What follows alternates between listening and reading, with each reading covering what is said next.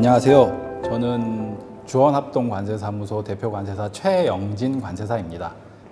저는 관세사 시험 합격한 지는 18년 차 되는 관세사고요. 서울세관 범칙조사위원회 공익관세사, 서울산업진흥원 수출입자문단 자문위원, 서울기업지원센터 수출입관세 전문위원을 또 맡고 있습니다.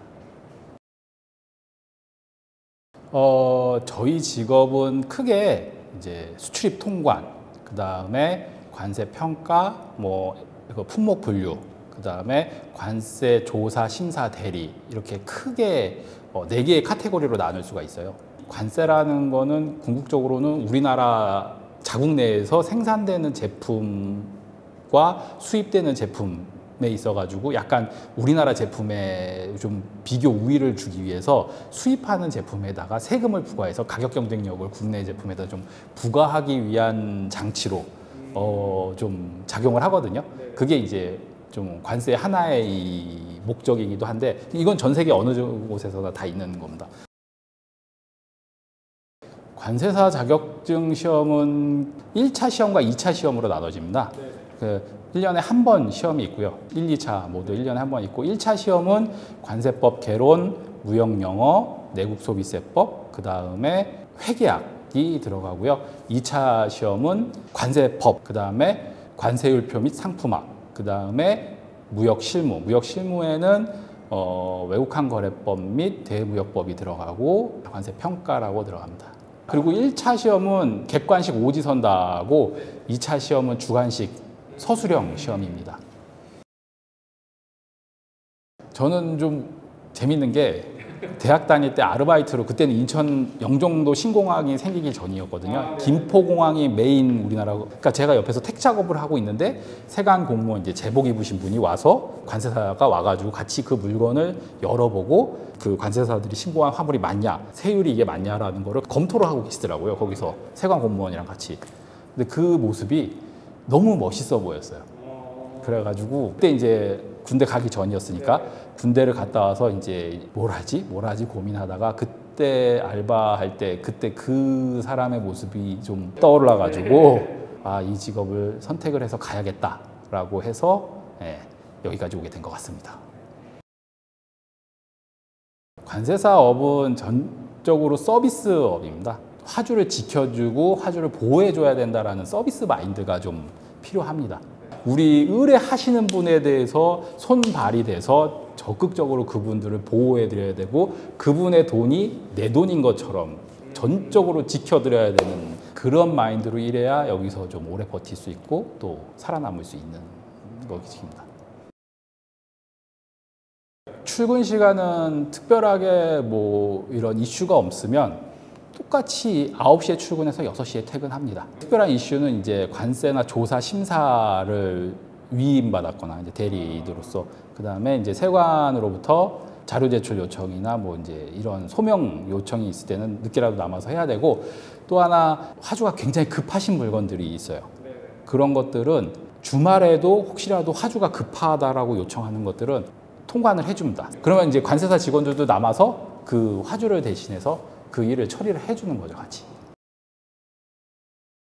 저 학창시절 때 공부 잘하진 못했어요. 50명 정도 있는 반에서 15등에서 20등 사이에 했었던 것 같고 굳이 공부는 그렇게 잘하진 못했어요. 진로를 정한 거는 군대 제대한 이후에 뭐를 해야 되지? 학점 관리를 할까? 토익 공부를 할까? 이런 고민을 군대 갔다 와서 되게 많이 했어요. 뭔가를 하지 않으면 학교를 때려칠 것 같아가지고 그때 이제 회계사 시험을 준비할까 이런 전문, 그러니까 학교 그런 학점이나 토익과는 별개로 기타 이런 다른 자격사에 올인하기 위해서 이제 자격증을 알아봤습니다. 그러니까 알바 때 기억을 해서 관세사라는 자격증을 선택을 해서 최종 합격까지 해서 이제 여기까지 오게 된 거죠. 대부분 관세사라는 직업을 무역업을 하시지 않는 분들은 잘 모르세요. 관세사라는 직업은 1차적으로 무역업을 하시는 분들만 접할 수 있는 직업이기 때문에 관세사라고 하면 잘 못 알아듣고 관제사? 공항에서 근무하는 그 관제 뭐 그거 하시는 분 그렇게 오해를 많이들 하세요. 근데 그분들이랑은 전혀 관련이 없는 직업이고 관세라는 단일 세목에 대한 이슈랑 그거에 대한 고객을 대리하는 직업군입니다. 저희 관세사 평균 연령이 지금 70이 넘으세요. 그러다 보니까 일반적으로 무역하시는 분들도 그래도 옛날 세관 출신 관세사한테 일을 맡겨야 옛날에 그 오비 그 우대해주는 그런 것도 있기 때문에 일이 더 부드럽고 스무스하게 처리되지 않겠냐라고 그런 오해들을 갖고 계신 분들도 계세요. 아무래도 장점이라고 하면 저희 나라 뭐 청소년들이나 대학교 분들이 제일 많이 선호하는 직업이 대기업으로 취업하는 거잖아요. 근데 저도 대기업에서 다녔지만 거기 평균 은퇴 연령이 50대 중반 이하예요. 근데 관세사든 뭐 다른 직업, 다른 자격사, 회계사든 마찬가지지만 이 전문 자격증이 있다라고 하면 은퇴 연령이 없어요. 다른 일반적인 셀러리맨, 그러니까 취업으로 뭐 대기업 취업 직장 생활을 한다는 것에 비해서는 좀 장점이다라고 말씀드릴 수가 있는 거죠. 단점은 앞에서도 말씀드렸다시피 관세라는 특정 무역업과 관련된 업종만 컨택을 하게 돼 있어요. 굉장히 시장이 넓지 않다. 저는 어렸을 때부터 한결같이 막연하게 사업가가 되는 게 꿈이었어요. 무슨 사업을 할지는 모르겠고 그냥 단순하게 그러니까 초등학교 때도 장래희망이 사업가더라고 써놨더라고요. 보니까 저 생활기록부에. 그래서 그런 사업을 해야지라고 하는데 지금도 제가 이제 개인 사무소를 차렸는데 지금은 되게 영세하지만 그것도 궁극적으로는 사업이니까 그냥 어렸을 때 꿈꿔왔던 그런 사업가라는 꿈을 향해서 지금도 나아가고 있다라고 지금 저는 생각하고 있습니다. 일단 저는 직업의 가치라고 하면 자기 자신의 행복과 자기 자신의 성취감과 자기 만족이 있어야 돼요. 그러니까 본인이 어떤 직업을 가졌을 때 거기서 그 직업으로 인해서 본인이 다른 사람들한테 인정받고 그다음에 본인이 행복감을 느끼고 또 하나 그런 직업으로 인해서 그 자기의 소속된 조직 아니면 자기가 만든 조직이 이게 앞으로 나아갈 수만 있다면 그게 최고의 가치가 아닐까 저는 그렇게 생각합니다.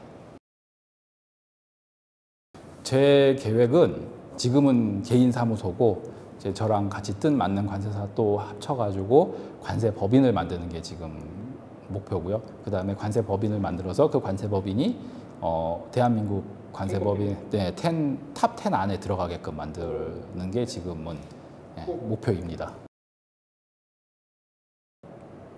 죽을 때까지 고민해야 되는 숙제예요. 저는 막연해서 뭐 해먹고 살지라는 고민만 계속 내 꿈은 뭐지? 난 뭐가 되고 싶을까? 그냥 막연하게 누가 넌 꿈이 뭐야? 뭐 되고 싶어? 사업가요? 이러고 넘어갔던 것 같은데 그냥 계속 지금도 고민을 했던 것 같아요. 그러니까 관세사가 되고 나서도 이 관세사로 과연 내 인생을 살아가야 되나? 그건 좀 아닌 것 같아. 대기업에도 좀 취업을 해가지고 대기업 직장 생활이 또 어떤 건지도 또 좀 알아봐야겠어. 그래서 대기업도 이제 몇 년 다녀보고 또 다시 관세법인으로 있다 보니까 그래 진짜 어렸을 때 내가 사업은 하고 싶어 했었지. 사업도 한번 해보자 하고 이제 그런 고민을 계속 반복해서 해오고 그때그때 진로를 이렇게 왔다 갔다 하면서 인생을 이제 틀면서 갔던 것 같아요. 만약 청소년들이 이런 진로, 직업에 대해서 고민을 하고 있는 친구들이 있다라고 하면 그 친구들은 굉장히 머리가 깨인 친구들인 거고 그러니까 제 주변에서 그런 거를 주로 이제 저희도 친구들끼리 모여서 이런 진로에 대해서 고민, 넌 언제 깨었냐? 다라고 하면 여학생들은 모르겠어요. 근데 남학생들은 보통 군대 갔다 와서 이제 졸업도 얼마 안 남고 이제 뭐 해야 되지?